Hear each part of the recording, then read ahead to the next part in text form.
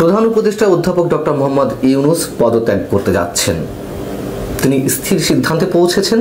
তার এই সিদ্ধান্ত পরিবর্তনের জন্য তাকে নানানভাবে অনুরোধ করছেন তার ঘনিষ্ঠরা এবং তার অনুগত যে ছাত্র নেতা বা সাবেক সমন্বয়করা রয়েছেন, তারা মরিয়া হয়ে উঠেছেন যেন এই কাজটি তিনি না করেন, কিন্তু তিনি তার সিদ্ধান্তে অটল রয়েছেন।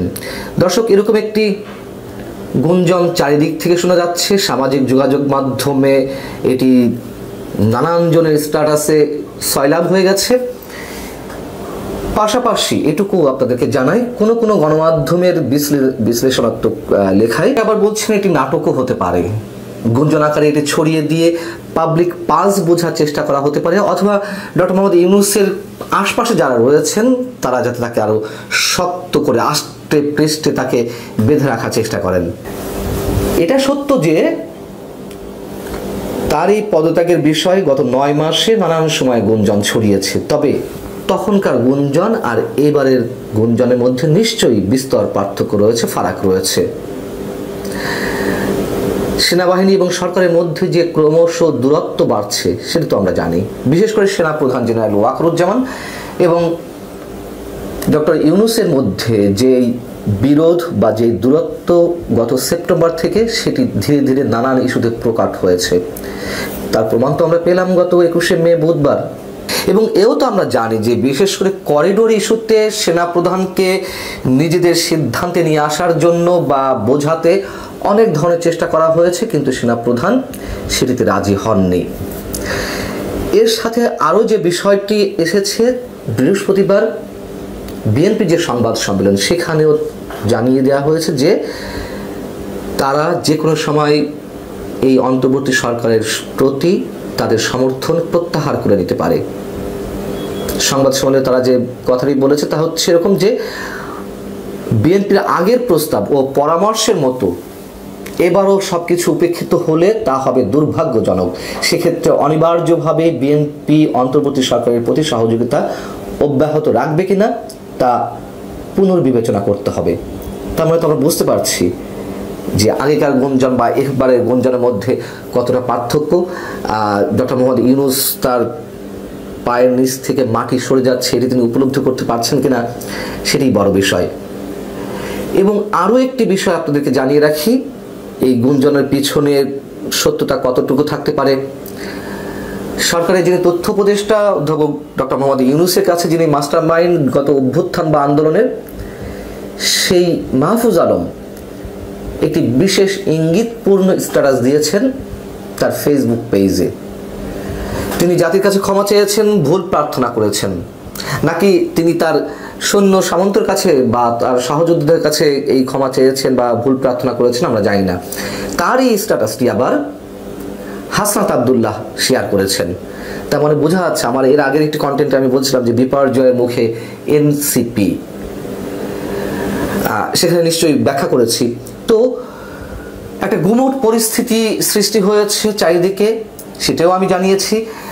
মাহফুজ আলম তার স্ট্যাটাসে যেটি বলছেন, তার স্ট্যাটাসের শিরোনাম হচ্ছে ব্যক্তির আদর্শ সম্মান ও আবেগের চেয়ে দেশ বড়। আবেগের চেয়ে দেশ বড়, কোন আবেগের কথা বলছেন? ডক্টর মোহাম্মদ ইউনূসের আবেগের কথা বলছেন, নাকি তারা যে ভুল ভ্রান্তি করছেন, পদে পদে বিপ্লবী, কথিত বিপ্লবী চেতনার বশবর্তী হয়ে নানান ধরনের হঠকারী কথাবার্তা বলছেন, কর্মকাণ্ড ঘটাচ্ছেন, সেগুলোকে আবেগী কথাবার্তা বলছেন? জানি না, তবে যথেষ্ট ইঙ্গিতপূর্ণ এই স্ট্যাটাসটি। আমি ছোট করে একটু পড়ে শুনে আপনাদেরকে। মাহফুজ আলম লিখছেন যে দেশপ্রেমিক শক্তির ঐক্য অনিবার্য। আগেকার যে কোনো বক্তব্য ও শব্দচয়ন যা বিভাজনমূলক ছিল সেগুলোর জন্য আমি আন্তরিকভাবে দুঃখিত। সরকারে আর একদিনও থাকলে অভ্যুত্থানের সকল শক্তির প্রতি সম্মান ও সংবেদনশীলতা রেখে কাজ করতে চাই। বাংলাদেশের শত্রুরা ঐক্যবদ্ধ ও আগ্রাসী, সার্বভৌমত্ব ও গণতান্ত্রিক সকল প্রতিষ্ঠান হুমকির মুখে। দেশপ্রেমিক জনগণ যারা জুলাই অভ্যুত্থানে ঐক্যবদ্ধ ছিলেন তাদের সামনে দীর্ঘ পরীক্ষা। এই পরীক্ষা ঐক্যের এবং ধৈর্যের, এই পরীক্ষা উতরে যেতেই হবে। এও শোনা গেছে যে ডক্টর মোহাম্মদ ইউনূস ছাত্র নেতাদের উপরে প্রচণ্ডভাবে ক্ষুব্ধ। তিনি যখন বলেছেন যে আমি আর থাকবো না, তাদের উপরে রুষ্ট হয়ে বা ক্ষুব্ধ হয়ে তিনি বলেছেন, সেই জায়গা থেকে মাহফুজ আলমের এই স্ট্যাটাস কিনা আমরা ঠিক বলতে পারছি না। তবে অনেক কিছু মিলে যায়। সেনাবাহিনী অনেক ধৈর্য ধরেছে এবং সেনাবাহিনী যে সব কিছুতে ধৈর্য ধরছে এটা তো সাধারণ মানুষের মধ্যে এক ধরনের বিরক্তিরও সৃষ্টি করেছে, বিরক্তি না হোক হতাশার সৃষ্টি করেছে। কি ব্যাপার, সেনাবাহিনী এখনো বসে আছে কেন? দেশের এই আইন শৃঙ্খলার পরিস্থিতি কেন তারা ঠিক করতে পারছে না? নিশ্চয়ই সেনাবাহিনীর দিক থেকে অনেক ধরনের সমস্যা ছিল, বা সরকারের পক্ষ থেকে কোনো ধরনের প্রতিবন্ধকতা ছিল কিনা আমরা অনুমান করতে পারি। বুধবার সেনাপ্রধান যে বললেন যে আর মবতন্ত্র বা মব ভায়োলেন্স সহ্য করা হবে না, তার এই কথার পরেও আমরা দেখলাম বৃহস্পতিবার নারায়ণগঞ্জে আওয়ামী লীগের সাবেক সংসদ সদস্য মমতাজকে যখন আদালত প্রাঙ্গণে তোলা হয় তখন তার উপরে পচা ডিম এবং জুতা নিক্ষেপ করা হয়েছে। তিনি মবের শিকার হয়েছেন এবং এগুলো সমালোচিত হচ্ছে যে সেনাপ্রধান তার এই বক্তব্য দেওয়ার পরেও এটি ঘটে কিভাবে। নিশ্চয়ই সেনাবাহিনী বসে থাকবে না, এটুকু আমাদের দৃঢ় বিশ্বাস। তার কারণ সেনাপ্রধান এর আগে ওয়ার্নিং দিয়েছেন, আবারও ওয়ার্নিং দিলেন, তো তিনি নিশ্চয় তার জায়গায় থেকে শুধু কথা বলছেন না, এটুকু আমাদের দৃঢ় বিশ্বাস। এখন কথা হচ্ছে যে ডক্টর মোহাম্মদ ইউনূস কেন এখনই পদত্যাগ করতে চাইবেন? যদি পাল্টা প্রশ্ন করি যে কেন পদত্যাগ করতে চাইবেন না, তিনি যে নিজের ভালোটা বেশ ভালোই বোঝেন, এটি তো আমরা বলে আসছি। তিনি নোবেল লরিয়েট, তার ক্ষমতার প্রতি লোভ ছিল, এটি অনেকেই বলেন, কিন্তু সেই ক্ষমতা দীর্ঘায়িত করতে গিয়ে, কুক্ষিগত করতে গিয়ে তিনি অনেক বেশি সমালোচিত হচ্ছেন এবং অনেক কিছুই তিনি নিয়ন্ত্রণ করতে পারছেন না। তিনি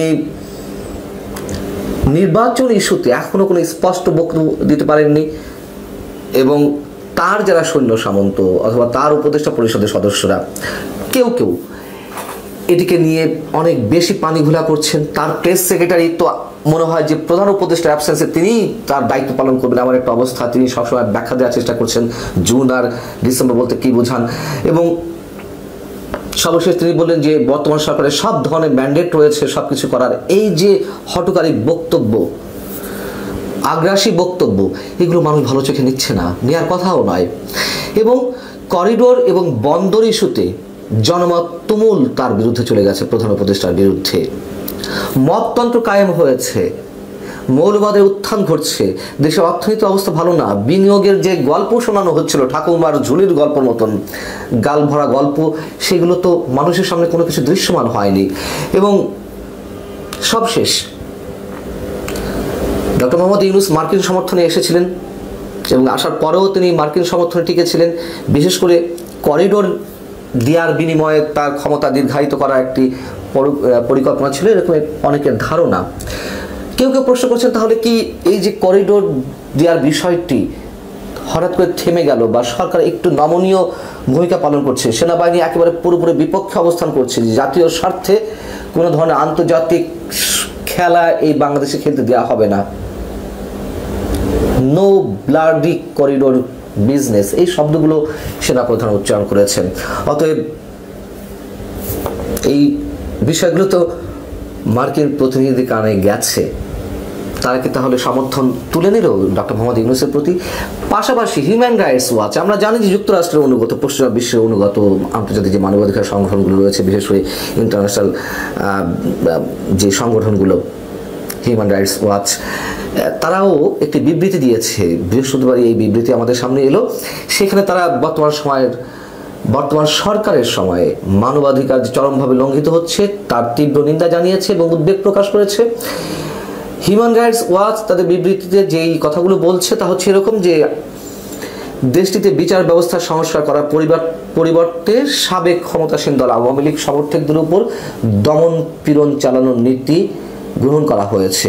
এখানে বলা হচ্ছে চলতি মাসের 12 তারিখ সন্ত্রাস বিরোধী আইন ব্যবহার করে আওয়ামী লীগের সভা সমাবেশ প্রকাশনা এবং অনলাইন প্রচারণায় নিষেধাজ্ঞা জারি করা হয়। আগের সরকারের আমলেও ক্ষমতার অপব্যবহার করে দমন নীতি চালানো হচ্ছে। নতুন সিদ্ধান্তের মধ্য দিয়ে আওয়ামী লীগ সরকারের মতো পর্যায়ে যাবে সেটি তারা ফোরকাস্টিং করছে। এখন বিষয়টা হচ্ছে যে ডক্টর মোহাম্মদ ইউনূস তার নিজের ভালোটা খুব ভালো বোঝেন, এর আগে বলছিলাম। তার একটি বড় প্রমাণ তো আমাদের সামনে রয়েছে, ওয়ান ইলেভেন সরকারের সময় যখন তার নেতৃত্বে একটি রাজনৈতিক দলে আত্মপ্রকাশ ঘটল, নাগরিক শক্তি, যাদের পরামর্শে তিনি এই রাজনৈতিক দলের আত্মপ্রকাশ ঘটালেন একটা সময় যখন দেখলেন তিনি খুব জুৎসই কিছু করতে পারছেন না, সেই পরামর্শকদের সাথে কোনো ধরনের পরামর্শ ছাড়াই তিনি হঠাৎ করে সব কিছু ছেড়ে ছুড়ে দিলেন।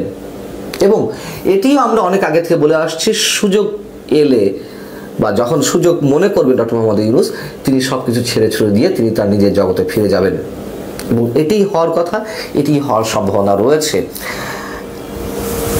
আর